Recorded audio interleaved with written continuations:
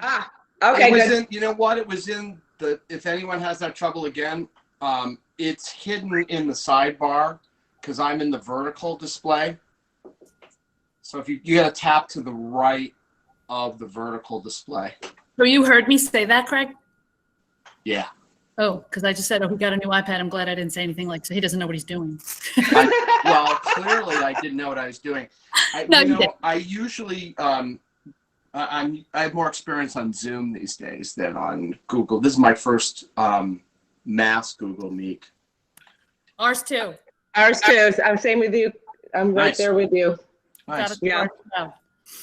Yeah. Nice. Well, I have a little intro here that I just, before we get started, Craig and I met you back in 2018 when, I did helped out with that wonderful concert, the David Cassidy band concert. And Craig was just at Putnam Place. Craig was just incredible to work with. He's just a man of, in just a few minutes, I already knew that he was a man of principles and honesty and resolve and compassion. And I could see right off the bat why David was so close to him. And as all of you probably have seen, there's like this energy, this amazing kismet between the two of them, both artistically, but you also, the friendship also emanates. And that's why Craig was really the perfect choice and perfect first guest. And so I'm thrilled to have him here. I know everyone here is thrilled to have him with us. And so let me please welcome Greg J. Snider. You just unmute and everybody could unmute and then I'll go, yes, thank you for having me, Karen. I'll go down and mute it. Very nice. Everybody gets to be seen if they have. Great. How would you like to start off? I know we have some really great questions, and but maybe you could tell us, why you wanted to join us today, and like I said, we are really pleased to have you here. You mean besides the fact that you asked me to? Oh, yeah. Thank you for saying yes, my friend. By the way, everybody, this guy is like super cool. Let me just say that. Okay. Flattery is getting you everywhere. Okay. So I think that it's funny. I was talking with Terry yesterday, David's drummer. I think it's really cool that you guys, his fans, loved him so much and wanted to keep his music alive and his legacy alive. And I'm sure he would really appreciate that he continues on. He had a sense of his legacy when he was alive, and he talked about the things that he was most proud of. He was really proud of Blood Brothers. He was really proud of Joseph. And he was really proud of some of the musical moments, especially that we would have when he and I got to know each other, and the band moved in the direction that it did. And sadly, the plans for the future were that we were going to scale back even further, and he wanted to do more music in the spirit of what we captured on the EP. More of the kind of classic standards that he was going to put his imprint on. And to his credit, it's really hard to take a song that you've heard many, many, many times and bring something, just even if it's a slight twist, something different to it. And certainly taking on, for example, Night and Day, which has been covered a million times, but he had his own way of doing it, and it was really cool, the support he got. We would do it in the middle of a live show. Think about it. Most of you folks were there to hear the songs that you grew up with, and as he started to introduce certain things and play with, started to introduce certain things, that was always well received. And I think that the EP, when it came out, Went to #1 on the Amazon Jazz chart, which is amazing because he's not a jazz artist, and that there was interest in what he was doing, and people really enjoyed it. I think he really, at the end of his life, it was a really great experience for him to have that, because I think that was part of it, is he wanted to continue to grow. He always wanted to grow, and he always wanted to evolve. And that's partly why he stopped touring, besides for some health reasons, obviously. And he just wanted to recalibrate and go in a different direction. So, I'm in the spirit of that, coming full circle, I'm here just to be a little part of keeping some of that legacy alive. I mean, there's a large body of work, and to be perfectly blunt, when I started working with him, I wasn't a fan. I mean, the Partridge Family was something kind of in the background. I mean, I had seen a few of the shows. I had some peripheral awareness of David, but I didn't really get to know him until I met him. And actually that leads into one of the questions. That's kind of cool how that worked. Claudine from Belgium. I don't know if she's on. Woo! She can unmute. She can unmute and say hi. Show your face, Claudine, if you don't mind, Craig. Cool. Yes. Yeah, go ahead. Where are you, Claudine? Hey, Claudine. Hi. Hi, how are you? Glad to meet you. I'm fine. How are you? I'm very well, thank you. It's hot here in Chicago. How is it where you are? Well, it's hot too. Well, it means about 24 degrees Celsius, not Fahrenheit. I don't know how much Fahrenheit. It's summer here. It's good. Yeah, same here. Yeah. Okay, so that leads me to one of your questions, which I just answered. Did I know David before he was in the band? No. I did not know any of the other members of the band. And how did we meet? So we met because I was hired to produce an album that came out on a label that was called 180, and the concept was to take legacy artists and pair them with, a more modern producer. So I reworked, remixed, reproduced the Partridge Family's greatest hits for the label. I was hired to do that. So David and I were scheduled to meet at a studio in Hollywood. The president of the label flew me there. David happened to already be in the West Coast. He showed up with his entourage. I showed up with some of the folks in the label. We met at this studio, and when I got there, he was fairly dubious because he didn't realize I was a musician. He thought I was just kind of an engineer, as he called it, a button pusher. So he wasn't particularly nice to me. It was very funny, actually. I'd been warned that he could be persnickety. And I just kind of listened to what his thoughts and concerns were. And he had another producer that he'd been working with who was also there. And I had also shared with him, some of the things that the label had asked me to do. And he said, well, okay, we'll have to see how that goes.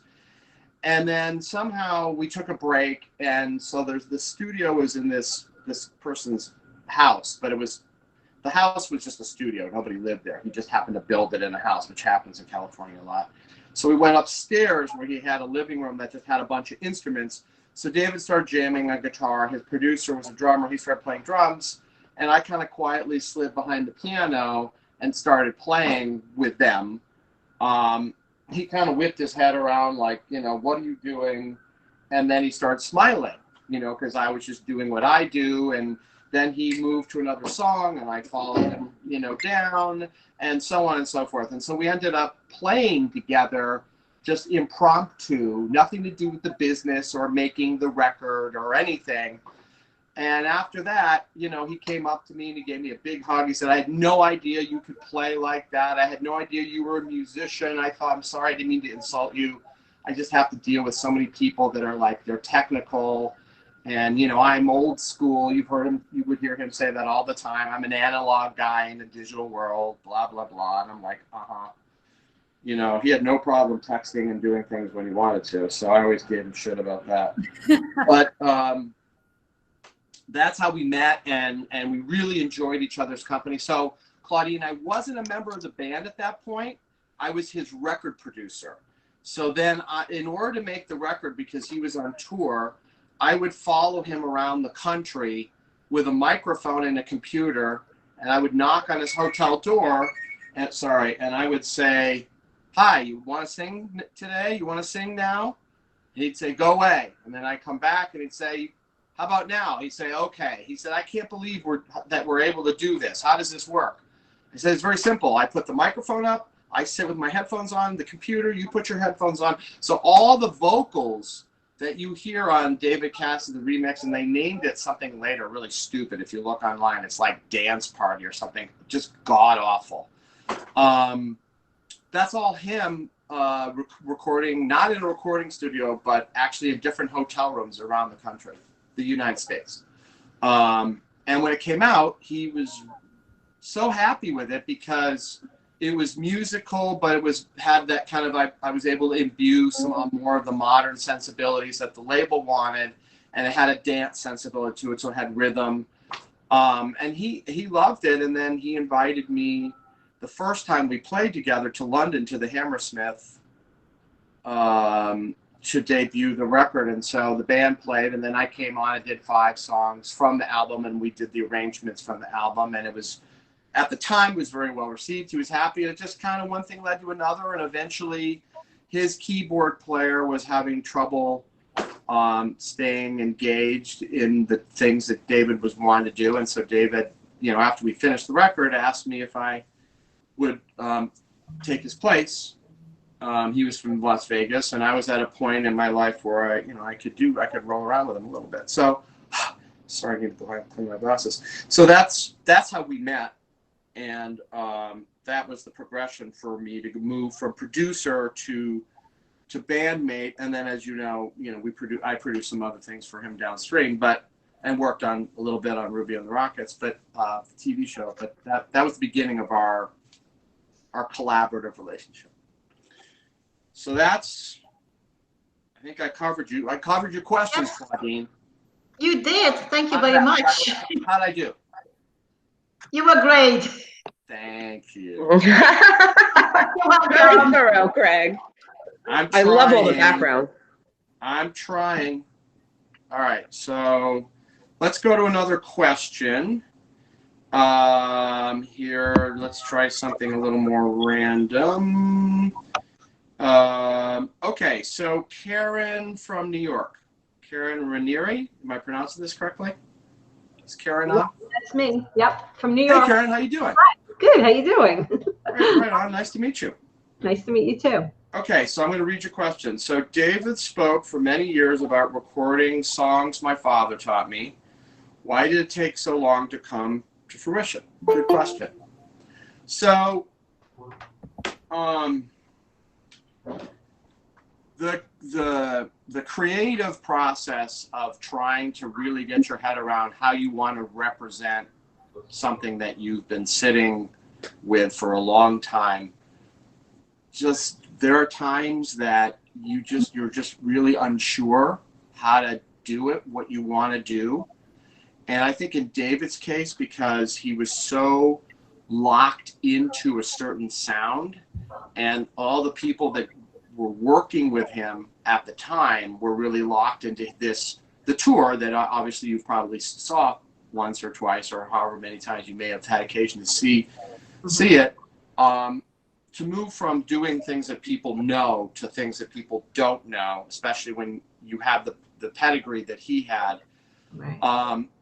He struggled to find how he wanted to do that in a way where it could have not just a novelty to it, right? Where I'm going to do it once or twice, isn't that nice? David Cassidy can sing jazz music. When do I get to hear, Heartbeat? Or when do I get to hear, Come On, Get Happy, or whatever? It had to be more measured. So we did actually some little things. First, we did a show in Florida at a jazz club where mostly we did some more of the kind of standard music, traditional music. It wasn't well advertised. We just were as an experiment. And then I suggested, let's do a couple things in the set. So like when we would do Night and Day, and during my little solo bit, I started doing summertime when we first started playing. And so that was kind of how we dabbled in it. And sadly, the plan, as I alluded to, was to do a full-on trio tour. Just Terry, myself, and a bass player. You know, Frank could have made it. It would have been Frank. But just really stripped down, small, super small, intimate venues where he could really work on developing his interpretations of these classic songs that, you know, came from the generation that his mom and dad came from, because he really wanted to represent that and felt that he had something to offer. And I concurred. I felt like he had a lot to offer. And so I said, great. But as we know, he ran out of time. So he was never able to really fulfill that vision. So the EP is the little bit of that moment that we were able to grab. And I mean, unfortunately, he wasn't in great health, but I got out of him what I could, and he gave me everything he could. So at least we have a glimmer of what that could have been. And you know, you saw some of it again in the show when he would do Night and Day, and some of the other little moments that we would have. So anyways, I hope that gives you a little bit of insight into what was going on there. What was his favorite song out of the ones that he did record? Well, he never got to hear it. He died. So he only heard bits and pieces, and he fought me tooth and nail. The vocals were never good enough, and I was like, well, you know, this is what you got right now. And what they did have was a lot of emotion, and I said, let's focus on the emotion. You give us what you got. So, but I think he would agree with me if he were here, like, and we were doing this together right now. I'm sure, you know, Wish You Were Here, he just would have lost it, because he could not sing that song. Like he would come in the studio and he would be overwrought with emotion, and that would be it for the day. So the fact that I was able to get a couple of takes out of him during the filming of the documentary, which was really, really the end of anything he had left in the tank. And he never heard Terry sing with him, because I did that after the fact. I thought, because they would sing together, you know, I mean, she was always singing harmonies with him. And, you know, if he had lived, you know, I was just gonna surprise him. I was gonna just send him the mix, say, hey, it's done. I added a little fairy dust. You know, take a listen to it, see if you like it. And he would have lost his shit if he heard it. He just would have lost it. It would have been great. Oh wow! So that's that. I thought you added Terry because of the situation, but you already had pre-planned that you were going to add Terry to that song. You know, yes and no. I mean, yes, in my mind's eye, I was thinking it could have been really. I mean, it became much more poignant, obviously, after the fact, because she's singing to him "Wish You Were Here," and she was very emotional when we were doing those overdubs as well. I don't know. I don't remember what made the doc, but I mean, she was struggling to sing her parts. But yeah, originally I thought how cool it would be if she sang on it. That was always kind of my thought early on. I just didn't have a chance to share it with him, because my focus was that arrangement that I came up with for it was just completely, it was just serendipity. Terry was just fooling around on the drums when we were setting up, and she was playing this kind of doom. And I said, oh my God, keep going. And I just sat down and I started playing like the intro chords to it. And then Frank jumped in and we just started playing it. I'm like, God, am I high, or does this feel really good? And they're like, yeah, this feels great. And David heard it and he just went nuts. He's like, I wouldn't have even thought to do that. That's just so great. So that's how that arrangement came together. It was just like we were in the studio setting up for the shoot and just playing with it. So that was what was cool with that. Wow. Now, you had more songs that you had planned for that album. If you continued, because I remember reading that you had like 15. Yeah, there was a whole, like, there were some Laura Nero songs that he loved. There were some other classic standards that he loved. There were some other blues songs. I mean, we had a punch list, you know, a mile long, because he would hear stuff and just get excited and call me and, you know, Doc, you gotta hear this. So I go and listen to it. Call me back. And then I would listen to it, and then I get my phone. He'd be blowing my phone up with texts. You know, did you listen to it? Did you listen to it? Not yet, dude. I'm on the phone. I gotta take my kid to the soccer game or baseball game. You know, I'll get to it. Aww. And then we would hang with it and talk about maybe how we would do this or do that. And so, I mean, he had a lot of plans to do a lot of music. So, I mean, the cool thing was, you know, he left us way too early, but he went out in his mind's eye thinking, you know, this is like I have my path now, you know, and that was really cool. Yeah. You know, he wasn't at that point. He wasn't lost creatively at all. He had a vision at that point, and we were starting to make plans with how we were going to try and accomplish it. Because it's not just the recording too; it's, you know, the creative execution. You know, how do you want to approach it? How do you want to make it different, but, you know, stay respectful to the genre? And, you know, we did a lot of, you know, we were both vampires, so we would do a lot of late night musings, early morning musings about different strategies and approaches. And, you know, one record that I had really hoped to cut with him, which I thought would have just been a blast, because I always said, you know, you've got, you know, kind of this soulful thing happening too. When we were fooling around during Ruby and the Rockets at my studio, when I had access to my studio in LA, we went in there and cut I Can't Get Next to You, which I think ended up online somewhere. And he sang all the parts, and he sounded phenomenal. So I said, you know, why don't you do a pairing with all these classic R&B stars? You know, like Tony Bennett did a standard record with current, you know, people at that, like, you know, especially the duet he did with Amy Winehouse was just amazing. And David was a huge Tony Bennett fan. I was thinking he could do like a series, an album of soul collaborations. I thought that would be really fierce. So we had talked about that, you know, and his publicist had deep connections into kind of the legacy R&B artists. And so, you know, we were starting to put a list together of people to do an EP of that. So those are some of the things that we were doing. All right. So let's take someone else's question. Nice to meet you. Thank you. Nice to meet you too. Joining us. Adios. Adios. Vamonos. Okay. Sharon from Great Britain. Is Sharon on? Sharon from the UK? Okay. Well, she can watch it later. Or she might have fallen off. And I know she's on holiday, as she would put it. So she might not have been able to stay very long. But she did check in, so. Well, it's 6 p.m. there now. I mean. But she's on vacation, so I don't know. She's eating and having her gin and tonics. Yeah. Okay. Have I come on now? No. Oh, wait, I think I hear her. There she is. Oh, hello, Sharon. There's Sharon. Hi. I don't know what I'm doing. I haven't got a clue what I'm doing with this Google thing. Yeah, exactly. That darn Google thing. Nice to meet you. How you doing over there? Yeah, great. How's your holiday going? Very nice. Nice little weekend break at the caravan in Cumbria. Very nice. Beautiful weather, sunny, countryside. What you don't want anything else? Beautiful. No, exactly. We don't want for anything else now, do we? Nah.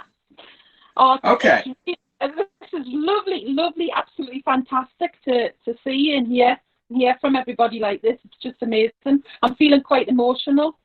Okay. That's beautiful. Well, it's really nice to see and meet you, and I'm glad that you're on holiday enjoying yourself. That's awesome. I'm about to go on a little holiday myself, but not so fun. Because of COVID, I got to drive. Okay, so you asked, Craig, can you share any memories about David and the band's UK tours? Which area in the UK was the most memorable and why? Also, we hope one day you can come to the UK and see the tributes for David. Oh, thank you for the invite. So my favorite memory, and I alluded to it, I spoke to it a little bit before, but when we played the Hammersmith several times. Yes. And for me personally, what was so magical about that was that venue has so much history, and we were all aware of the weight of that history, right? You know, you can kind of feel like when you, I don't know if like you've had the occasion to travel, like I'll never forget the first time when I was in France, I went to Versailles. You know, I'd always seen pictures of it, and you walk up and there's all those huge cobblestones, you know, that lead up to the, you know, that grand, and I just, I horrified my wife at the time because I just kind of put my hands down, put my head down to see if I could hear the sound of the footsteps of history. You know, that was because I loved reading history books. And so I personally, and David and I really connected on this because we really always kind of shared like that sense of like progression, like, you know, what came before us, and, you know, pay respects to the ways that the path that was laid out for us so that we could do what we were doing.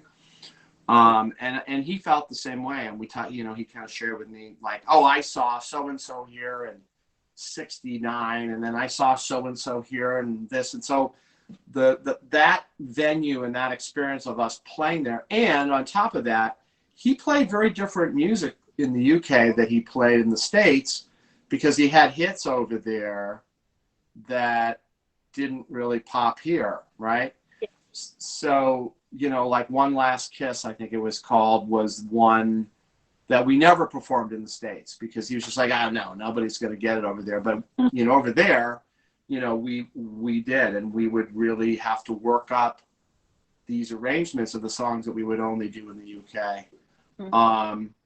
So for me, seeing how happy he was, how, you know, how he would really get up for those shows in that venue. And then, of course, the other one, I mean, I didn't play a lot with him. I only did it, I think I played there 3 times with him in the UK. But when we did Wembley during the last through, that was fucking amazing. I mean, walking on stage with that many people, everybody sang along. Can I just ask, how many people, Craig, would you say were there? Because this wasn't that long ago. Well, yeah, it was 2015. I mean, it was long enough ago, Barb. But so I'm valid question. I'm making excuses, I guess is my point for not remembering. I didn't mean to throw you off track. I just want an idea of the crowd. Yeah, it was big. You know, I thought they said it was close to 10,000, but awesome. I don't know. I mean, it was a sea of people. It was amazing. And, you know, there were other bands on there, and we traveled with them, and they were awesome. But that was, you know, well, Wembley was kind of a bucket list for me, because he had talked about, you know, during the height of his fame, which you guys are all very aware of, you know, he's playing for, you know, I mean, you know, the pictures of him in Australia were just unbelievable. I think there was 60,000 at one of those shows. I mean, he had really had some crazy experiences. But, you know, Wembley, you know, even if it was Barb, I'd say probably 8 to 10, if I had to venture a guess. But that was another one where he was so up for it, and he was like, all right, kids, let's go get this one. Let's have a, you know, you could just tell he was really in it, and we were all in it. The crowd was just raucous, and we were worried because there were 3 bands before us, and he was like, ugh, really? You know, and it's hard when you're sitting backstage and you hear the other people playing, you know you're going to have to go on, you know you've got to summon up this energy to be like totally fresh and be like, here we go. But you've been sitting around all day because you get there at noon, you load in, you do a sound check at 4, you're waiting, and then you may go on at 9. So you're literally sitting around for 9 hours before you have to get on stage and give a performance.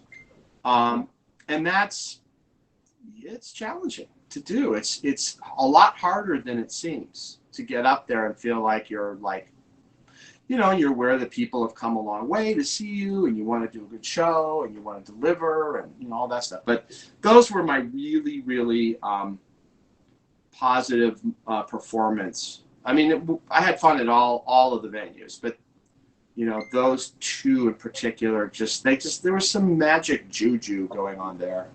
Although we did a show in Manchester that was really fun too, at the O2. And Manchester was really cool. I had never been there before. And that was a great crowd too. I mean, we were just really welcomed, and that's what was really nice. Wherever we went, it was just, he felt the love, and we enjoyed that. So I hope that's what you were looking for from me. Yeah, that's great. Thank you. Thanks very much, Craig. Thank you. It's lovely. Hey, you enjoy the rest of your, as we say, vacation. You say holiday. Yeah. And I am sure, we'll see each other at least virtually somewhere out there, right?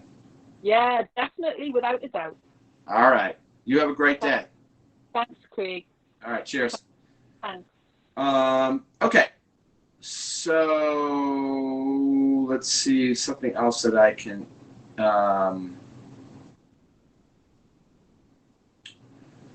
Okay, this is something that I get a lot, and I've sidestepped it because it's just kind of is what it is. But I'm going to answer it because enough people have asked me about. I mean, to the degree that I can. Jane from the Canary Islands. Jane afoot, is she with us? We'll give her a second if she wants to connect. I can come back. Yeah. I can come back to that question. Good idea. So Karen Hansman from Canada. Karen with a C. Yes, that's me. How are you, Karen? Good. How are you? Good. I just see the C. I don't see your face. Oh, I gotta turn my camera on. If you can, turn your camera on. Yes, we just talked the other day. There you are. Hello. Greetings. And where do we reside in Canada? Ontario. I'm like 2 hours away from Toronto. Oh, right on. Yeah, I have family in Detroit, just across from you-ish. Not far at all. Yeah. I haven't been to Ontario. I'll have to figure out. I was watching a documentary about Rush, and there was like all this great footage of Ontario. I was like, ooh, I wonder if this is there. Oh, tragically hip. Yeah. Yeah, right? Yeah. Sad. Okay, so you said, do you have any plans to play with the band again in the future? So here's the thing with that. The thing with that is we did, which is how I met Annette, as she alluded to, we did one time we got together 2 years ago in Saratoga, which was a special place for David because he loves horses and he owned horses and he would summer there as much as he could. I spent some time with him there. And we did attempt to get the band back together, which we did.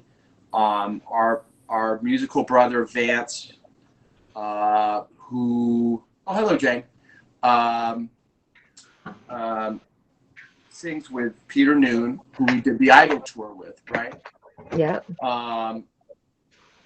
Was generous enough to step in and sing the lead vocals for his songs. And, and I think, everyone that was there felt like, wow, this was really cool. It was magical. But for those of us on stage playing the music, it was just really hard because he wasn't there. And we do, I've worked with Terry on some side projects and Frank on some side projects, but all of us getting together and play, for a while, Terry was seeing if there was someone out there that could sing with us and we could kind of keep it going a little bit. It just feels like, it had its time and, he passed and that time has passed us. And I'm not close to it, but it would just have to be the right situation and the right person, because when we would sing the songs, it felt weird because I always covered the parts that I did. She covered the parts, we backed him up and I would follow him all over the place, because he always sang things kind of differently. And so I always had him in my ear and I'm singing and I still have him in my ear, but he's not there. And it was just kind of like, Yeah. It kind of made me sad. I don't know. You must not remember me. I helped organize that as well. Oh, sorry. But, you're right. I don't. And no, and that's okay. Please don't be offended because that day was a blur and it was really emotional. Very emotional. Mm-hmm. It was really, really. It was a tough day for all of us to come back. And Karen, we hadn't played with Sully in a long time. his long-term guitar player. Dave took over after Sully left. So we had this reunion with Sully, and then Frank decided he wasn't going to make the trip. And Craig Harris is a great bass player, but that was the whole thing was just, between Daryl and Vance being there and David and Frank not being there, and it was nothing against those guys. It was just, I'm just speaking for myself. I really had a hard time with it. It really made me really sad in not a good way. So I don't think so, but, never say never. And we don't need to belabor it anymore. I'm sorry, I didn't mean to get off on that tangent. Greg, I do remember looking at you and Terry. I think it was when Terry was about to do her brass and pocket solo that David used to play the drums on, and they would switch roles. And I just think I remember the two of you looking at each other, like you had this moment of emotion, and you guys connected like, okay, this is going to be a tough one. Yeah. And exactly right. And she and I would look at each other all the time, and we would just have moments, because during the shows, she and I were always, just kind of fooling around together, or if, David was just like going off on a tangent, or he's pissed at someone or whatever, we always had all these little hand signals that we would do, and we would give him crap, and he'd turn around, and you guys would never see it, and then because he would know, because he always felt it, and then he would always laugh, and that was kind of our way to kind of break him out of whatever was harshing his buzz. So again, it was just kind of this bittersweet thing where that was going on. I think Jane's back. Jane, are you with us? Yes, I am. Hello. There's Jane. Very nice to see you, even if it is all the way from a sweltering day in the Canary Islands. Oh, well, I'm in Chicago, and it's 90-something here, I think. Yeah. Oh, I don't know.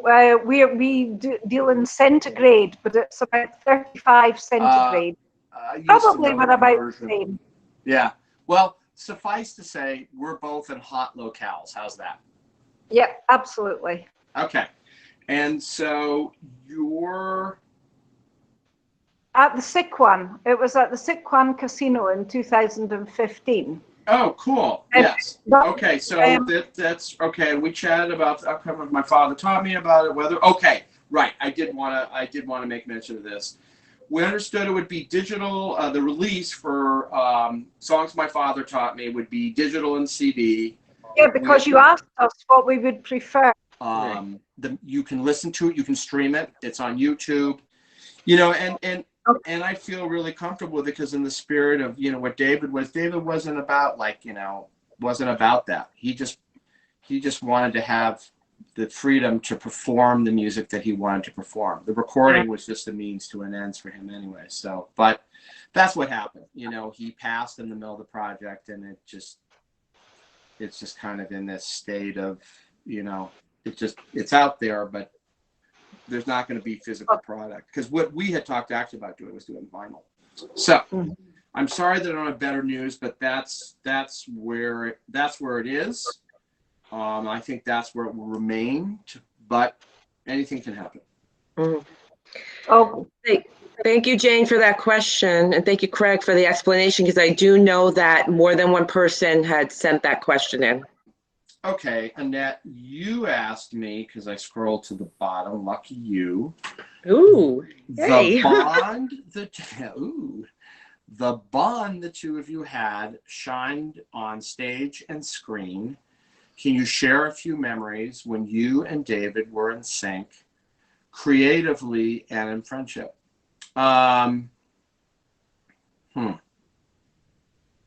So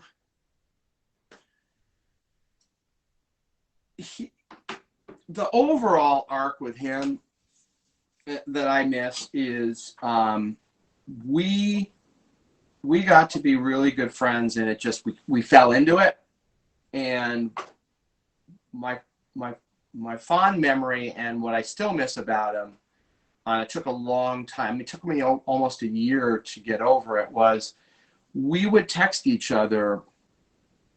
You know, once I showed him how to use an iPhone. I was the great corrupter, because as I said earlier, and when we were talking before, he would always refer to himself as an analog guy, and I don't know how to do this and do that. And I'm like, look, you have to figure out how to communicate with people in this era, pal. I mean, it's just, you know, there's no landlines. You don't carry quarters around to pop into a payphones that don't exist anymore. You have a cell phone. So, you know, let's step up our game a little bit. So I helped him get an iPhone. You know, I had to set it up for him. I was at his house. We got it going. And once he got his head around the texting thing, he was a madman. I mean, I would get these, I mean, it was incredible. So he and I one of my favorite memories was, we were both avid American football fans. And he had a team that was different from mine, but he liked my team. I liked his team. He was a 49ers fan. I was a Bears fan. And we would watch the games together, but virtually, because he lived in Florida. I was either here or in LA, or he would be wherever we were and we weren't together, which was more often than not. We would enjoy watching sports together virtually. And we would just text each other, and he'd be like, "Can you believe this, that, or the other thing?" And what the this, that, and the other thing. And or in the middle of the text, he would be so pissed off about something that he saw that he would call me, and you know, we just leave the phone line open and just watch the game together and yell at it and laugh about it, or you know, whatever it was. So that was really fun. He adopted my college football team, which is Northwestern, which is here in Chicago where I went, because he didn't have a college team. So he would constantly send me updates, and I'd be like, "Dude, I'm watching the game," or "Dude, I'm at the game." And he just didn't care. He would still insist on giving me his impression of what was going on, which was very funny to me. I mean, he was like that. So I love those memories. We would go to whenever we were in New York, there were a couple restaurants he loved going to, and going out to eat with him was really fun, because wherever we were, you know, they knew him. He had his table, and we would sit there, and then he would just have all these amazing, I mean, he just was a part of Broadway and Hollywood at a really magical time, and he just had all these amazing memories and stories and recollections, and I just loved listening to him just like share like all these experiences with, you know, just having dinner with his dad and Shirley at, you know, whatever award show, and he was sitting next to, you know, John Wayne, or, you know, whatever it is, you know, just crazy stuff, you know, that only he had experienced. Or, you know, when he told me one time we were eating, and, you know, this guy keeps bugging me to read for his film, and we were going back and forth. I'm like, well, who's calling you? Who's bugging you? And I'm thinking it's, you know, probably someone who's a little more obscure. I wouldn't know. He's like, oh, this guy Quentin Tarantino. You know what, Doc? You got to know when a part's right for you and it's not, and this doesn't sound right for me, and, you know, so, you know, this kind of stuff, you know, where he just, out of the blue, you know, someone like insanely amazing was calling him to consider doing something or another, and then yet he could be maddening because he did The Apprentice, and even though he knew it was going to suck, and he was not a Donald Trump fan because he had had some unpleasant experiences with him in the 80s, and, you know, if he were alive today, he would just be apoplectic, and, you know, but that was, you know, that's a whole other thing. So I mean, that was the thing about him, that I found him maddening and just fun and hilarious, all wrapped into one. You know, yeah. Like, I just have all these memories of just like, there was never a dull moment. You never knew what he was going to come up with. And he just knew all these really interesting people, and he knew athletes that you wouldn't have thought he knew. He knew politicians that you wouldn't have thought he knew. He had experiences that were only he could, he could pull out. So, kind of all of that. Wow, Craig. Thank you for sharing that. It's very interesting you mentioned Quentin Tarantino, because he was quoted as saying that David Cassidy was the most underrated singer in rock and roll history. Oh, was he? So, yes, he did. I think he said it in Rolling Stone in an interview. Cool. And so I think Quentin's a fan and probably wanted to get David in his movies. Yeah, that would have been kind of interesting seeing him in some of those wacky movies, Pulp Fiction. Oh my goodness! But interesting. Who knows? Who knows what they were talking about? What film it was? Anyways, that's great. Let's do one more. Let's see what I've got here.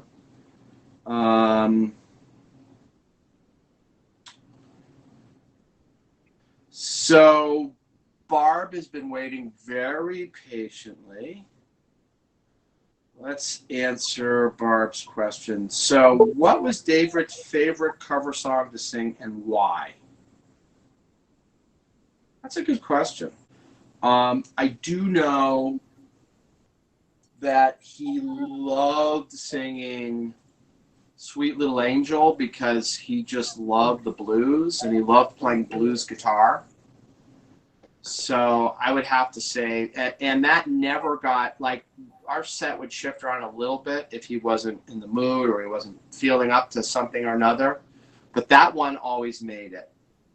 And then the big, out of the more poppy ones, I think, and it's also because I when I redid it, he was the most effusive about that too. I just think he really loved singing. I think he loved singing "Cherish." I mean, I could just feel it. It was, and it wasn't really spoken as much as, I just kind of, I'm fairly, I don't know, I'm kind of an empath. I just kind of feel stuff.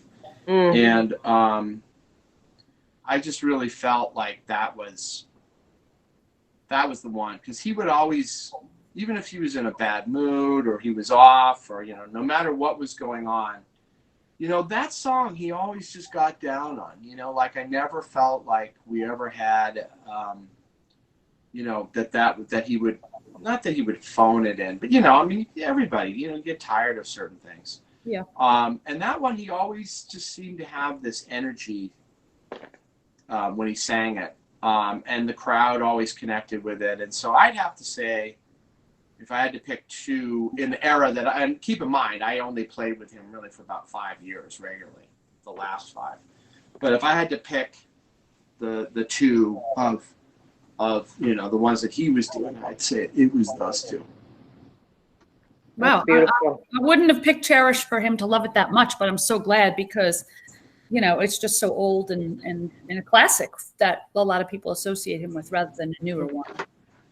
Yeah, beautiful. That's an interesting choice. It was a hit for him, and Good. I mean, again, we never talked about, what's your favorite cover per se, but again, given the behavior, it was never cut. And I never heard him go, this fucking thing, or, whatever. He was always good with it, whereas there were other songs like, eventually we stopped doing Echo Valley because he just couldn't hang with that anymore. Yeah. Can I ask you just a quick question? Because you mentioned Ruby and the Rockets. Sure. He played later years when he was on like sitcoms. It almost seemed to me like he was playing like, a spoof version of his like fame. Do you know what I mean? In Ruby and the Rockets, he totally did that, right? Yeah. The one thing I will absolutely unequivocally say about David is he had a sense of humor about himself. Yeah. Not a lot of people that I work with or meet in any walk of life, whether you have some celebrity status or not, can laugh at themselves or self-observe and go, oh yeah, this is my this is my that, haha, you know, you got me. You know what I mean? We all have our quirks. We all have our things, right? And in private, not so much publicly, but in private, you know, he had a really good self, but in a healthy way. He could be self-depreciating and deprecating, however you pronounce it, in a really kind of nice. It was nice. It was like, you know, he got it, and he would say, "Yeah, I know I'm a diva, or I'm a this or that," but and then okay, but you know, in his defense, you know, in the lore of, you know, him not being able to go anywhere or do anything, you know, an early version of this, my experience with him with this was, the first time I went to go record him, we were at Mohican Sun. I was in a room down the hall for him. He, of course, had the suite at the end of the hall.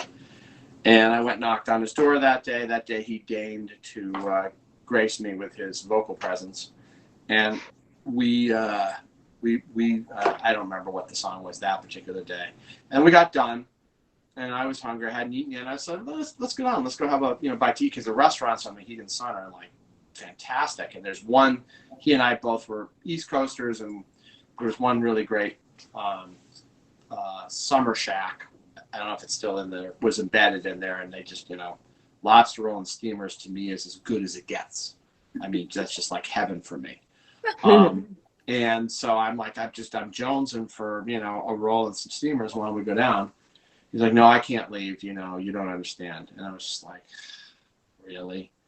Like, dude, come on, we're here, you know. I mean, I know you've had some notoriety, but I mean, you can get in an elevator, go down, we can walk in a restaurant, we'll sit in the back, you know. I mean, who's gonna know you? Who's here? And he's like, you don't understand. I don't leave my room. I'm like, back and forth. So finally, he's like, fine. And we kind of had a little bet. I'm like, okay. So he puts on his hat, puts on his sunglasses, puts on a jacket. I'm like, a jacket, but you know, he's like a little skinny thing. He always was getting cold. So we walked to the elevator. He didn't like get security or anything. Normally he had security with him. I'm thinking, oh, cool, this is gonna be fun. So we get in the elevator. I don't know, we were on 18 or 6, whatever. We were in something in the teens, if memory serves correct. We go down a few floors. He and I, we're just talking. And the door is open, and a group of women get in, and the door closes. And I can just see him visibly turn many different colors. And I'm just like, I'm ignoring his reactivity. And I'm just like, you know, we're still talking about whatever it is we're talking about. And I hear this, oh my God. So it's his worst nightmare.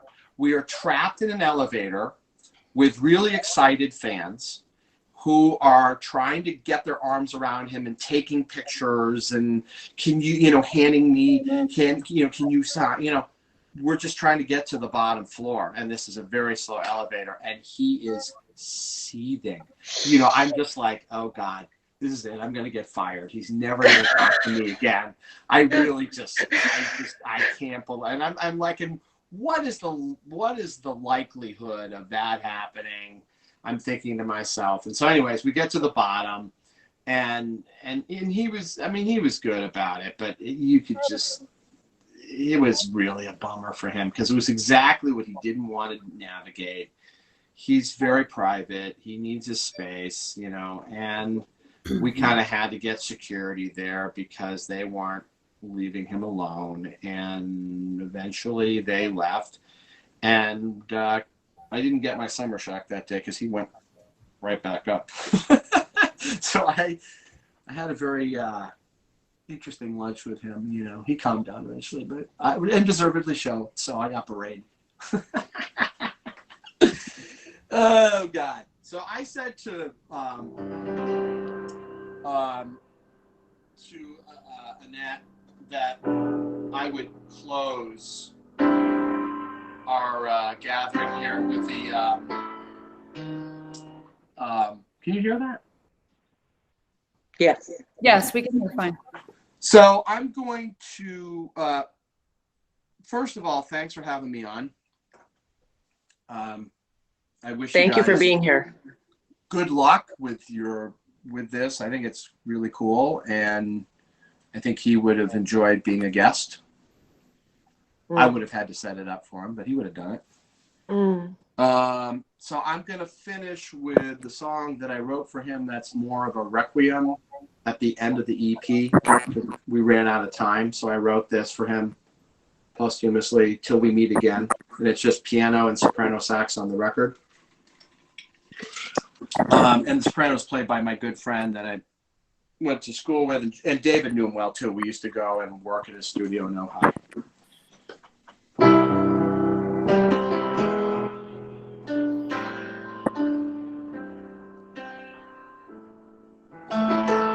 Hey, you know what? Let me see if I can do something here for you guys. Will this go side? Oh, yeah. Now, can I flip the screen? Oh, there we go. How's that? Can you see that? Yes, I've muted everybody, so your music doesn't But hear you guys anything. I think But this we is can better. see. Yep, we can totally see. This is better, right? Yes, we can see you play the keys, but I've muted everyone so we don't get any interruptions, Okay, that's all right. including myself.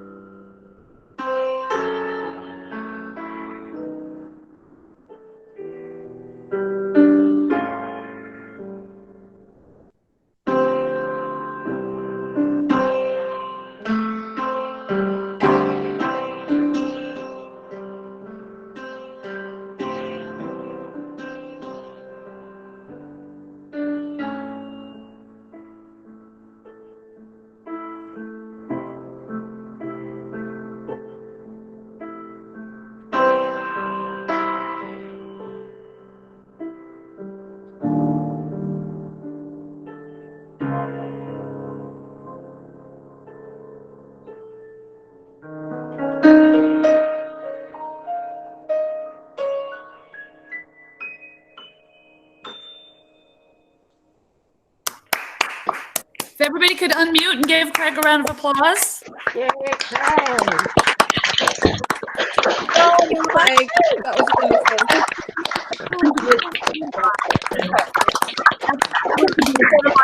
That was absolutely beautiful. And everyone, that was the first time Craig has performed that to an audience. Wow. Yes. So that was a special treat from him. It was a gift from him to us. So thank you, Craig. Yes, thank you so much. All right. Well, I wish you all. Thank I wish you. you all well. Thank you. I understand. Thank you I so understand much. Terry is going to join you at some point, which will be great. She's got great stories too. Thank you. We'll love it. That'll be wonderful. And Craig, thank you. And until we meet again. So we meet again, kids. Yes, Thank you for doing this, of course. Yeah. Thank you, Craig. Goodbye. Everyone be Thank safe you. out there, please. Goodbye, Stay safe. Australia. Music, like David's guitar is not in there. Just him playing without the band. Yeah. That's right. That's right. The missing artist, missing piece. He's not there. No voice, no guitar.